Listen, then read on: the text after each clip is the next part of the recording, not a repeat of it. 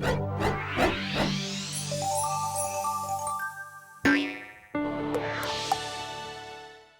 hello there.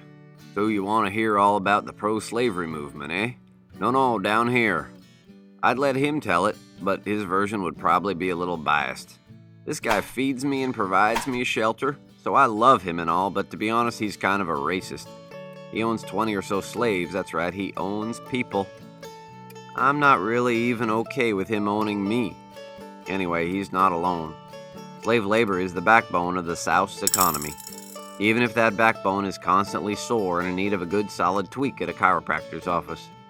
But the nation's produce has to be farmed by someone, and this dude certainly isn't going to get his hands dirty. I just got my nails done. Of course, he can't pay his slaves a percentage of the profits, first of all because they wouldn't be slaves anymore, and second because why cut into your profit margin if you don't have to? These guys have to keep working for you one way or another, and it sure is nice to be able to buy fancy dresses for the missus and order the heck out of stuff from Amazon.com. So, how does he sleep at night, other than loudly? Well, for one thing, he justifies his actions by relying on the word of the Bible, like where it gives examples of slavery and teaches that slaves should respect their masters. Ironic, really, is the Bible is the same source abolitionists try to quote against slave owners. Everyone's got their own interpretation, I guess.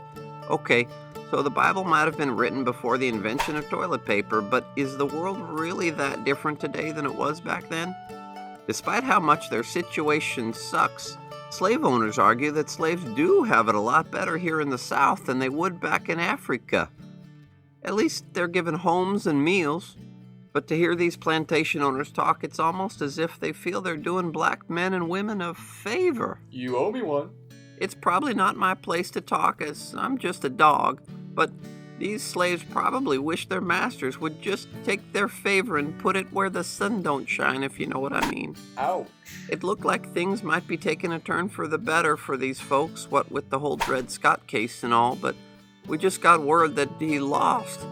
Turns out that suing for your freedom, as Dred Scott tried to do, doesn't really work. Who knows? Maybe they'll be stuck working for the man from here to eternity. All I know is that unless I suddenly sprout opposable thumbs, I'm not going anywhere. At least I have this bone.